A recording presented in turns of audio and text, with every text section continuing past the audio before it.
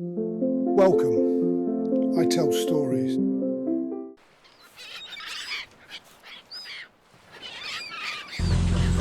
Beneath the chatter of the crowds and the cries of the gulls from the Mersey, there's a pulse. It's the steady, low-frequency thrum of iron and water. We're here at the National Waterways Museum in Ellesmere Port for the 2026 Easter Boat Gathering. This year it's not just a rally, it's a Golden Jubilee. 50 years since this Victorian dock was saved from the silt, turning a graveyard of industry into a cathedral of heritage. And the air is thick today, the sweet, heavy scent of coal smoke from the back cabins mixing with the sharp tang of fresh gloss paint and, of course, Brasso.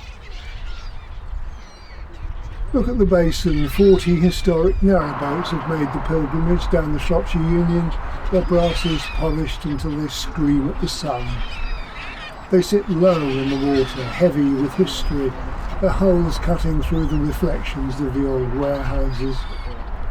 This event is sometimes called the season opener, but not, of course, by the boaters who travel all year. And this year the celebration feels like a bit of a vigil as well. The star of the show is Gifford. Look at her, 100 years old this year, a tar boat, once a soot-covered workhorse, now a centenarian birthday girl, and Phil Spate has been giving her a new set of clothes. He's been at work on her paintwork. And of course, these roses and castles aren't just folk art, they're shorthand for a forgotten nation.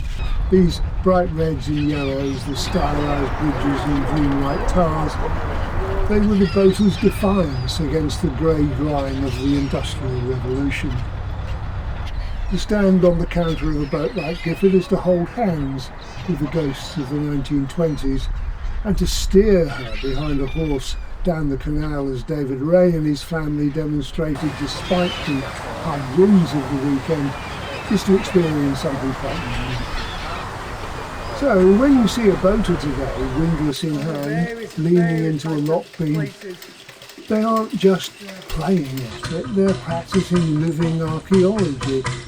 In fact, they're the only reason these 200-year-old machines still work. But look past the bunting and you see the scars. While we celebrate here, the network elsewhere is screaming for help. Just last December, the Llangollen Canal, the jewel in our crown, suffered a catastrophic breach at Whitchurch.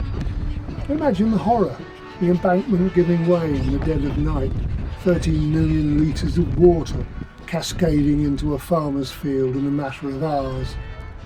And narrowboats, Sefton and Ganymede sucked into the abyss, left listing in the mud like broken toys. And then there's the Bridgewater at Little Bollington, over a year since it collapsed, and it's still a dry, grassy scar in the earth. These aren't accidents, they're the inevitable result of a national treasure being starved of funds. Our locks are leaking, our banks are bowing, and the silt is rising. The Canal and River Trust talks about resilience, but boaters see the reality, a managed decline. We're watching a 2,000-mile national asset crumble because people in Westminster treat it like a hobby, not a piece of vital national infrastructure and national heritage. The government was recently tossed a £6.5 million emergency grant into the pot. And they want us to be grateful, but do the maths. When you're facing a funding cliff of over 300 million after 2027, that extra money is a drop in a very leaky bucket. It's a sticking plaster on a burst artery. The Trust is raising licence fees, slapping a 15% surcharge on those who live on their boats without a home mooring, forcing the very people who keep these canals alive to pay for the privilege of navigating a failing system. It's a bitter irony that boaters are being taxed more to navigate less. As Pete Waterman officially opened this rally, he spoke of the canals as the green lungs of our cities, and he's right of course, but lungs need to breathe. If we let the locks seize and the embankments fail, we don't just lose a place to walk the dog, we lose a 250-year-old story, we lose the University of the Cut, as you might call it. So, as you walk the takeoff this year, don't just look at the pretty boats, look at the banners, listen to the boaters. They aren't just hobbyists, they are the custodians of a miracle. The canals were built by hand, saved by volunteers, and they will only survive if we demand that the value of our history is measured in more than just spreadsheets. The heartbeat is still there.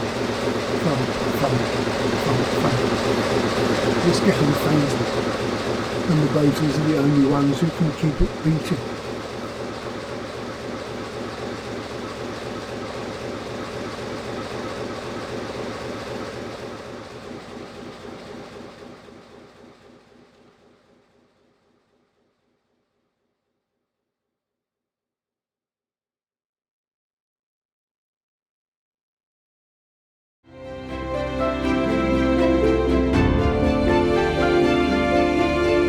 That's my lot.